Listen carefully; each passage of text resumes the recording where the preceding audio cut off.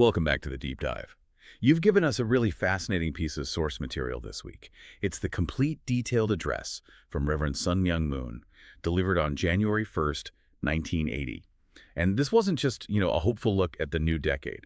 This was a full-on accounting of history, of sacrifice, and the final immediate mandate for the entire movement. It's an absolutely pivotal document. I mean, this speech, given on that very symbolic date, 11/1980, it just completely redefined the operational focus of the Unification Church. Pivoting everything, right? Everything. Towards this massive mobilization effort called Home Church. And the founder, he really made sure to point out the symbolism of the year itself, 1980. Ah, the number 8. Exactly. The number 8 in the divine principle cosmology, it signifies a critical new beginning. It's a period of fresh hope after a long, long, difficult struggle. Okay, so let's unpack this roadmap. Our mission today is to really get into the historical and theological path laid out in this one address. We have to define home church, but first, I think we have to grasp this concept of indemnity.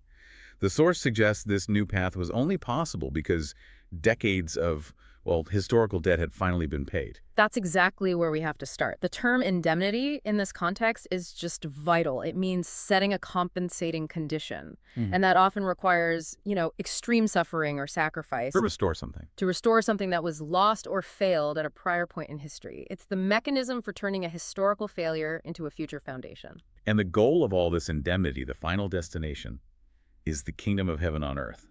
The sources give a very specific definition of what this kingdom actually is. They do. They describe it as a place of true rest, of Sabbath, and complete happiness.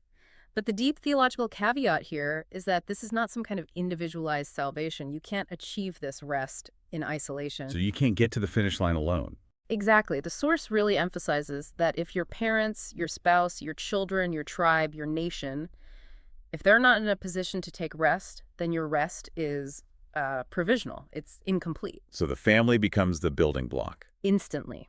The family is identified as the basic component, the essential building block of this future earthly kingdom. You build it, they argue, from the family unit outward. That makes sense structurally, but then the address pivots immediately to this central setback that made this whole 70-year struggle necessary. They call it the golden opportunity missed in 1945. What happened?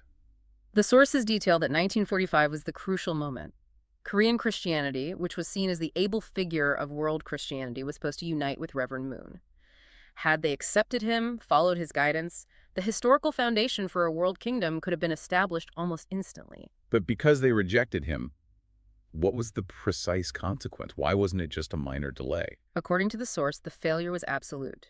It meant the entire 2,000-year Christian heritage was, and I'm quoting here, broken into pieces. Wow, that's a massive theological claim. It is. The idea is that God was forced to essentially abandon that entire foundation, the global inheritance of the Christian tradition, and had to rebuild everything from scratch, piece by painful piece, through the fledgling Unification Church. And that took how long? That initial rebuilding, just to get a basic foundation, took 14 long years of arduous struggle. Which brings us to the first 7-year course ending in 1968.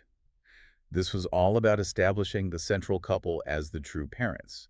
What kind of conditions did they have to set to get that done? The required indemnity was staggering. This 7-year period was the process of crossing the final line, from the growth stage into the perfection stage.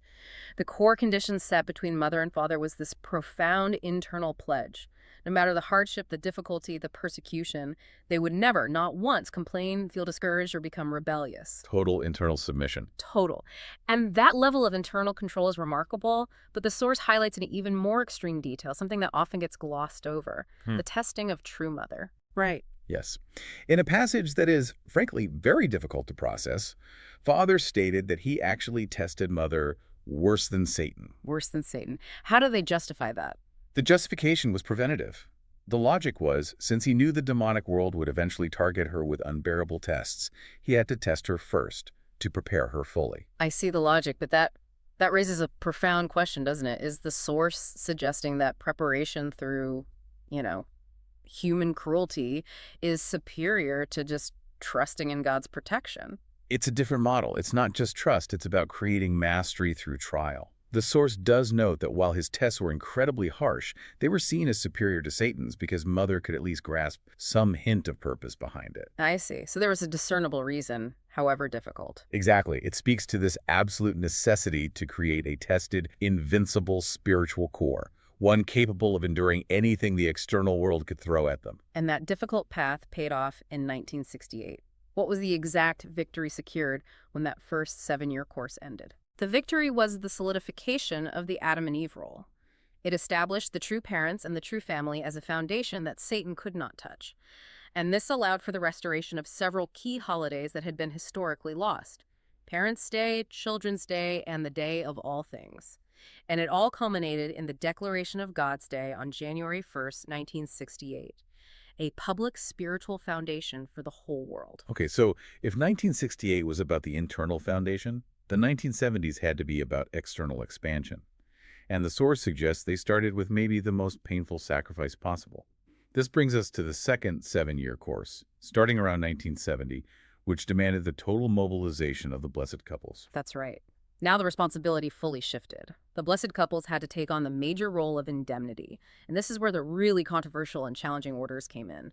Every blessed couple was told to leave their family. Wives were specifically sent to the front line to endure the kind of tribulation true mother had experienced. Leaving a spouse is one thing, but leaving children, that must have been devastating. How did the source possibly justify separating mothers from their infants and young kids? The justification was rooted in this chilling doctrine of providential necessity. The instruction given to the wives was to regard their own husbands and children as enemies of the mission. Enemies. Yeah. That's not just a spiritual decision, that's a radical psychological framework. Precisely. They were identified as enemies because, being so close and so loved, they would be the first and most effective people to block the heavenly dispensation. So if a woman had to choose between the mission and her sick child, The mission would fail.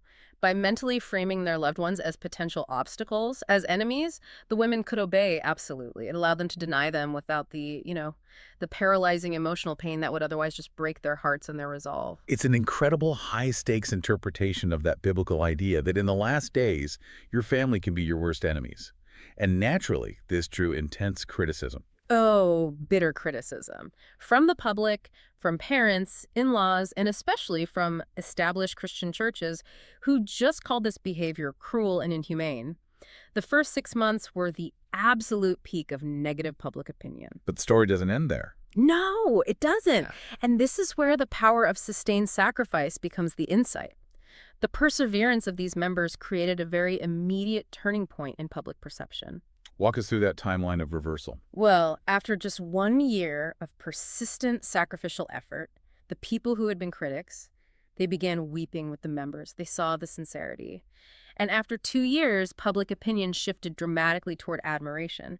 People began to recognize that these members were demonstrating a love for the nation, for the world, that was demonstrably greater than their love for their own children. That is the core insight.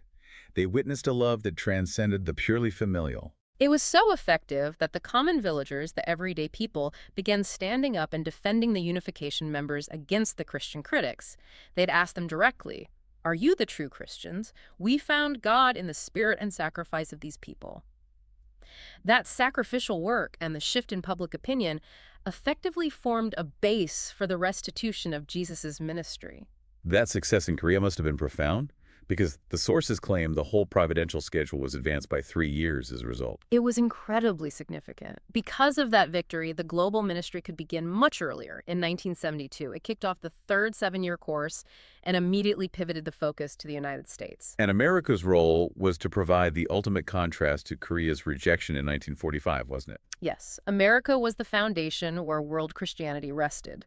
And the sources detail that from 1972 through mid-1974, the founder received an open-armed welcome and red carpet treatment from American Christianity and the people. And we're talking about a lot of official recognition. A lot. Approximately 850 welcoming proclamations, honorary citizenships, citations from political figures, including, notably, Jimmy Carter when he was governor of Georgia. So that volume of acceptance, those 850 proclamations, that's crucial. Why was America's acceptance so vital theologically? Because America represented the world Christian foundation. That initial welcoming acceptance was seen as the crucial compensating condition that allowed God to finally forgive Korea's original 1945 mistake. The indemnity was paid globally, which let the founder return to Korea with the strength to go on the offensive against his critics. And on his return, the sources describe a reversal of 2,000 years of history. How do they articulate that? The comparison is very stark and specific. 2,000 years ago, the Roman state and the Jewish religious authorities united against Jesus, right? Leading to his crucifixion. Exactly. But now, when Reverend Moon returned in victory, the Korean government welcomed him and sided with the Unification Church, rather than uniting with the attacking Christian churches. For the author, this was the ultimate sign of historical restitution, a victory over that pattern of martyrdom. Okay, so the foundation is built, indemnity is paid. We arrive at 1980, and there's one final hurdle for American blessed couples before this new age of home church begins. That's the final detail. They had one last condition to meet, a 2.5-year mandate for the wives to go out to the CRP movement. This was presented as the last chance to pay the remaining debt of world Christianity.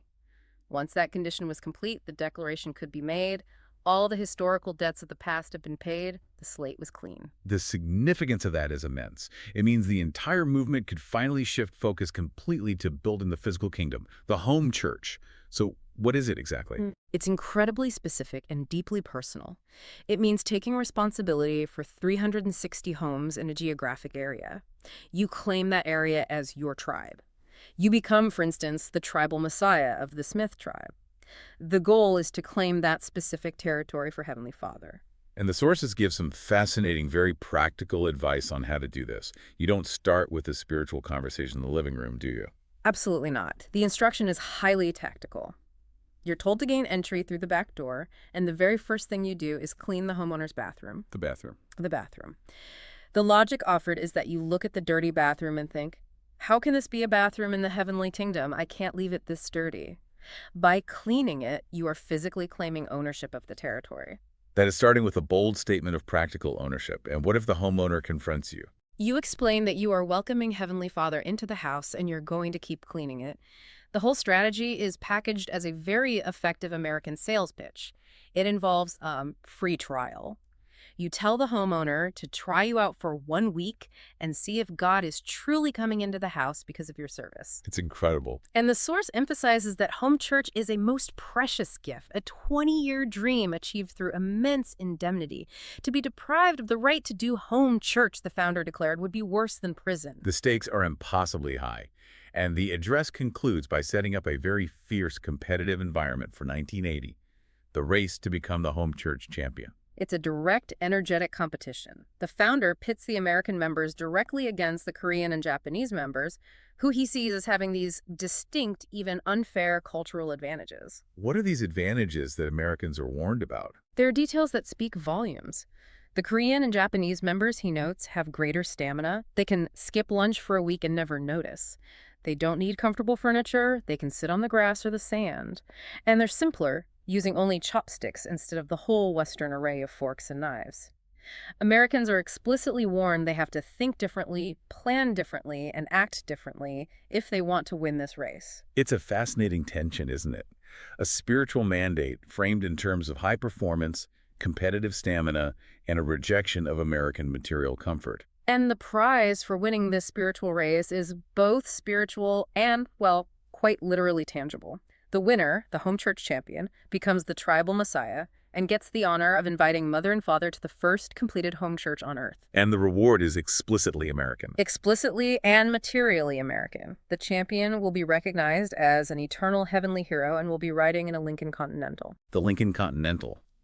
That detail is just extraordinary. It anchors the spiritual victory in a symbol of definitive American success, an incredible conclusion to the whole address. It is. And ultimately, the mandate requires members to exert energy to bring themselves one little step beyond the leader's own historical suffering and persecution. The source states that once you cross that line, once you outsuffer the founder, the entire spirit world will come down to grant you success.